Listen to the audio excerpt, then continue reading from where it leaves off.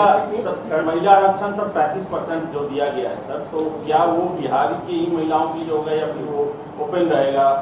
महिला आरक्षण के बारे में पहले से विधिक परामर्श है, सरकार की नीति है कि महिला आरक्षण में राज्य के अंदर होने की शर्त नहीं है, क्योंकि जो आरक्षण दिया जाता है वो वीकर सेक्शंस वाला जो आरक्षण है, कमजोर वर्ग वाला, जिसमें अनुसूचित जाति, जनजाति, पिछड़ा वर्ग, अति पिछड़ा वर्ग, इसको कहते हैं वर्टिकल रिजर्वेशन। ये वीकर सेक्शन वाला है, इसमें राज्य के अंदर की शर्त होती है। महिला वाला जो है वो क्षैतिज आरक्षण है, horizontal reservation with in reservation, उसमें राज्य के अंदर होने की शर्त नहीं है। पीछे सर, कैबिनेट में इसको लाने की क्यों जरूरत पड़ी जब पहले से आम था? बीच में ये कैबिनेट, ये जो नई नियमावली थी वो कैबिनेट से पास हुई थी। पहले जो नियमावली कैबिनेट से पास होती है उसमें कोई भी संशोधन करने के लिए कैबिनेट से ही फिर दोबारा अनुमोदन लेना पड़ता है की नियुक्ति के लिए। वर्ष 1994 में, फिर वर्ष 1999 में और वर्ष 2000 में बिहार लोक सेवा आयोग ने इसी पद के लिए, शिक्षक के लिए परीक्षा ली थी, और तब भी यही नियम था उस परीक्षाओं में भी कि देश के किसी भी भाग का नागरिक परीक्षा में भाग ले सकता है और चयनित हो सकता है, और इसके आलोक में ही पहले चयन हुआ है। ये जो नियमावली थी जिसके आधार पर 1994, 1999 और सन 2000 में परीक्षाएं हुई, ये नियमावली उसके पूर्व 1991 में ही बनी थी। उसमें स्थानीय निवासी का प्रावधान नहीं था, और इस कारण से इस बार भी जो बिहार लोक सेवा आयोग से परीक्षा होगी उसमें बिहार के निवासी होने का प्रावधान नहीं रखा जा सकता है। इसके बाद जो वर्ष 2012 की नियमावली बनी थी उसमें भी जब चयन हुआ, हालांकि उसमें स्थानीय निवासी होने का प्रावधान नहीं था, लेकिन उसके बाद भी चयन हुआ, तो 1,68,000 रिक्ति के विरुद्ध जो नियुक्ति हुई तो राज्य के बाहर के मात्र 3,413 अभ्यर्थी चयनित हुए। यानी 1,68,000 में सिर्फ 3,000 से कुछ अधिक राज्य से बाहर के थे, और बाकी सभी जो थे वो राज्य के अंदर के थे। तो इससे ये पता चला कि अगर ये नियम रखा भी जाता है कि राज्य से बाहर के अभ्यर्थी पात्र होंगे, तो उनकी किसी भी संख्या में, अधिक संख्या में, या जिसको अंग्रेजी में सिग्निफिकेंट नंबर कहते हैं, किसी विशेष संख्या में चयनित होने की संभावना बहुत कम है। ये बात भी शिक्षा विभाग ने पता कर ली है। अन्य राज्यों में, पड़ोसी राज्य सहित, उत्तर प्रदेश सहित किसी भी राज्य में अभी तक ऐसे किसी नियम की जानकारी नहीं मिली है जिसमें उसी राज्य के व्यक्ति पात्र हों, दूसरे राज्य के पात्र नहीं हों। ऐसी बात नहीं है। इस नियम के अंतर्गत बिहार के भी जो निवासी हैं वो उन राज्यों में पात्र हैं, अन्य राज्यों के निवासी भी उन राज्यों में पात्र हैं। अन्य राज्यों में भी यही स्थिति है कि स्थानीय राज्य का निवासी होने की शर्त नहीं है। इसके अलावा ये बात भी विचारणीय है कि 50% रिक्तियां आरक्षित रहती हैं। आरक्षण का नियम स्पष्ट है, जो आरक्षण का अधिनियम बिहार में है, सभी सेवाओं में लागू है कि आरक्षण का लाभ, आरक्षण के आधार पर चयनित होने का लाभ केवल और केवल राज्य के अंदर के निवासी को ही मिलता है। ये आरक्षण का नियम है, ये शिक्षक नियमावली में नहीं है, ध्यान देंगे।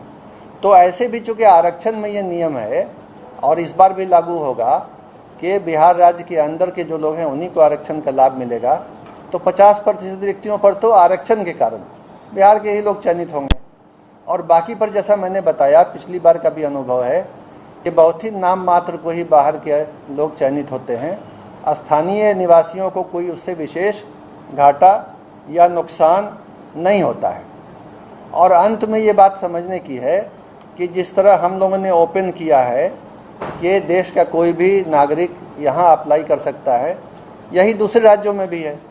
तो अगर विभिन्न राज्य इस तरह के नियम बनाने लगेंगे, हालांकि वो विधि सम्मत नहीं होगा, लेकिन अगर बनाने लगेंगे कि उसी राज्य के लोग अप्लाई करें, तो जाहिर है बिहार के भी जो युवक हैं, युवतियां हैं, जो अभ्यर्थी हैं, जो दूसरे राज्यों में नौकरी के लिए अप्लाई कर रहे हैं, चयनित हो रहे हैं, काम कर रहे हैं, उनके भी अवसर समाप्त हो जाएंगे।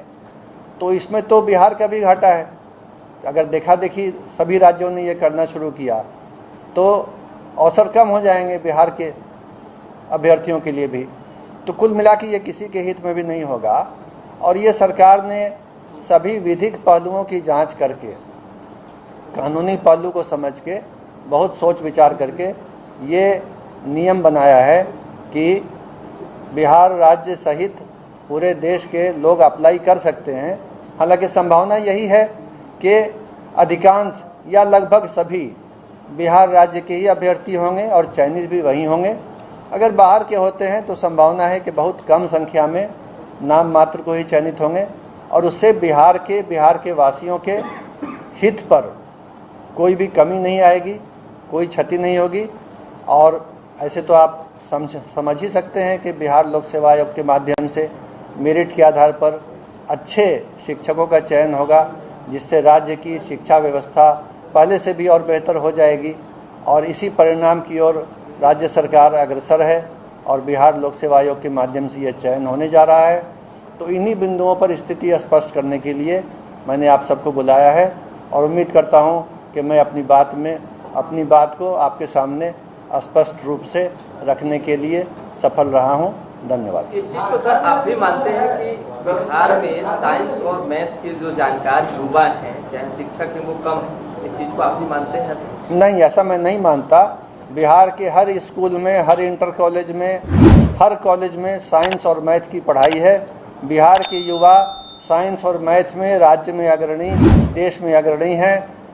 IIT की परीक्षा में, NIT की परीक्षा में, मेडिकल की परीक्षा में उच्च रैंक लाते हैं। बड़ी संख्या में बिहार के छात्र साइंस और मैथ स्कूल में पढ़ने के बाद, कॉलेज में पढ़ने के बाद इंजीनियर, डॉक्टर, सिविल सर्वेंट बनते हैं। ये धारणा बिल्कुल गलत है कि बिहार में मैथ और साइंस की पढ़ाई या जानकार अभ्यर्थियों की कमी है। ऐसा बिल्कुल नहीं है।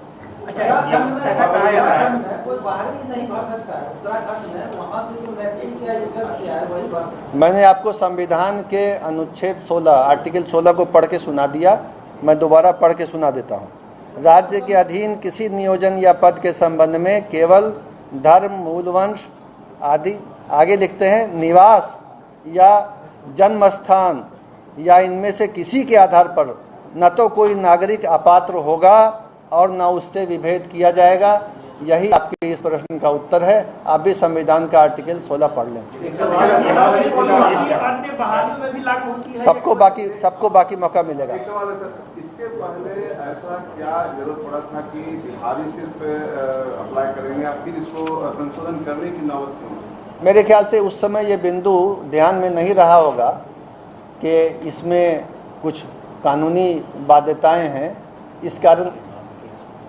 हाँ, और इस बारे में 1 दर्जन के करीब रीट याचिकाएं हाई कोर्ट में दायर हो चुकी हैं, जिसमें जवाब लगाने में कठिनाई है, क्योंकि ये संविधान के धारा के विरुद्ध जा रहा है।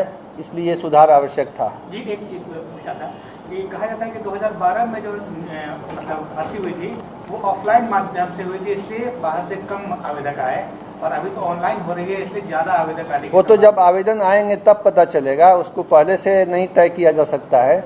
आवेदन आएंगे तब पता चलेगा।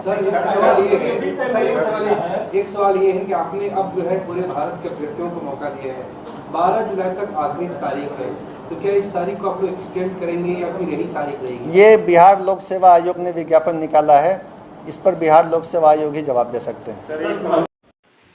अगर आपको वीडियो अच्छी लगी है तो इसको लाइक करें, ज़्यादा से ज़्यादा शेयर करें, चैनल को सब्सक्राइब करें और टेलीग्राम पे हमारा एक ग्रुप है सीटेट स्टेट 2023 आंदोलन के नाम से, उसका लिंक इसी चैनल के अबाउट सेक्शन में दिया हुआ है। उस पर क्लिक करके आप टेलीग्राम ग्रुप को ज्वाइन कर ले और इस आंदोलन को और मजबूत करें।